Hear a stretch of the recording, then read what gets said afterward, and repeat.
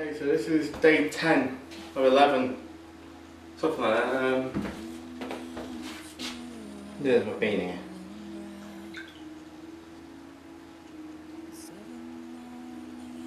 Day 11 in the cabin. On this stint anyway. Writing a feature film is a lot harder than it sounded when I first started. I've got all 40 points on the board that I'm recommended by screenwriting people, and now I'm writing the script.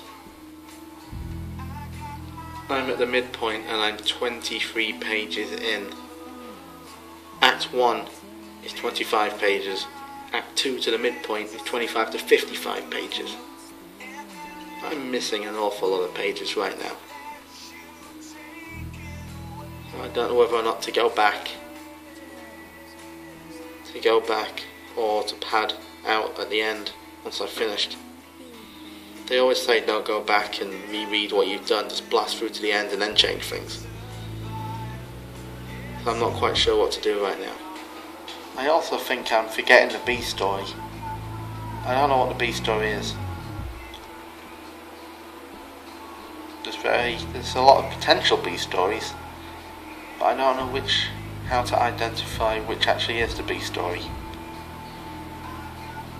That might help if I figured that out. Maybe I should go back to the drawing board. Either that, or I'm going to need a bigger board.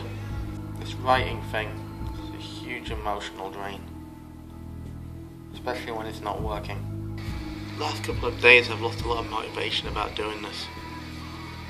It's hard to just get the focus to sit down and do some work. I still love the story, I'm still thinking about it all the time. Maybe I need some sugar. Some sugar might do it. Or maybe some sleep, I don't know.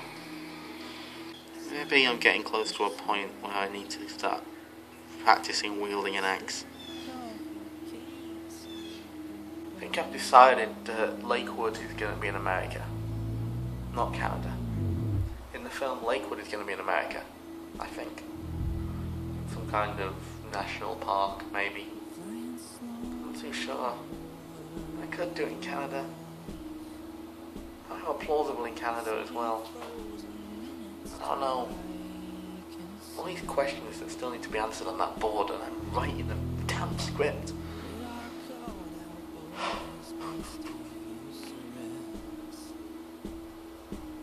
Where is this playing set? What time? What decade? What year? What is it? What? I don't know. All these questions need answering before I really look at this script again. And today's the last full day I'm going to have here because weather forecast has come in saying that the weather is going to deteriorate pretty badly now. So it's time to call it a day at the cabin before the snow really comes in, the ice freezes over on the lake. All the water in this cabin comes from the lake, so the minute that freezes, the pump freezes, everything freezes, and it's not good. So tomorrow I'm heading back to the city, so that will kind of officially be the end of this part of Journey to Lakewood. There'll be more writing, definitely a lot more writing taking place when I get back to England. Setting up a bigger storyboard in my office, a lot bigger, getting maybe to have a few people around to discuss the story, have meetings with them, so you'll get to see that. Have discussions with people about the story, asking people what they think. But sadly this is it for the cabin now. So I was going to be packing all of this stuff away tonight or tomorrow morning and getting ready to head back to England. It's been fun. It's the start of a much longer journey. Yeah, again, thank you all for joining me already on this journey. Hope you enjoy it as much as I do. This journey is as much yours as it's mine. I want to show you how a film's made, or how I make films from start to finish. I want to show you how I'm learning to make films as well, because I've never done this before. a lot of you have maybe never even considered doing this before either. So, it's good for all of us. And really, I just hope that you've liked the stuff I've done here. And I know it's been a bit boring at times with me just talking to a camera, but I've tried showing you stuff that goes on here. It's gonna be good to get back to the city. Get back to the real life. It'll be good to get back to reality, because like before when I came here, it's not as bad. I am feeling being cut off a lot.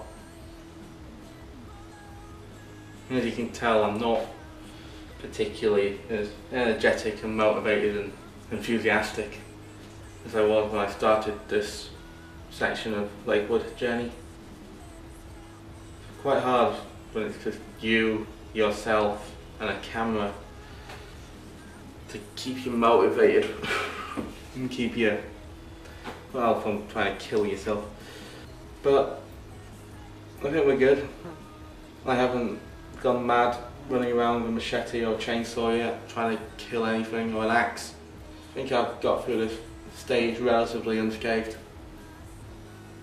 It is true what they say about writers. When you start writing a script, it's a hell of a journey. You go through all sorts of different sort of mental stages, all sorts of different feelings, and you do need people around you who can keep your your happiness levels up.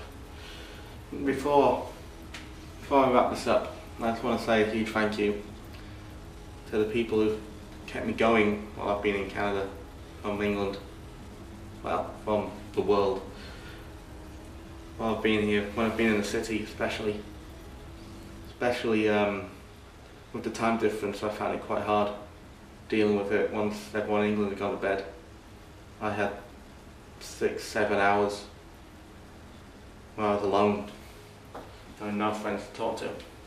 However, I'd like to thank Tony Lane, A.D. Lane from Indiewood Films, for his ridiculous sleeping patterns, for always being online when I've been lonely and always willing to discuss films or something. Alex from Ireland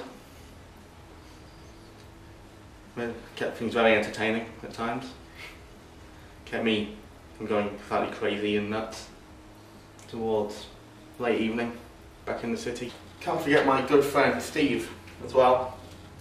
His weird sleeping pattern just happened to coincide with the time difference here, so that kept me a little bit sane as well, someone else to talk to. And there's Mike from Newcastle as well. He kept me going quite a lot. Someone to talk to, all these people with ridiculous sleeping patterns come in handy when you're 6 hours behind. I'd just like to say thank you to you guys.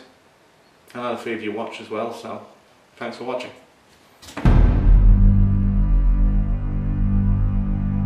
Finding myself listening to a lot of rock music as well, which either means that I've got a lot of energy to get out, or I'm in emo mode.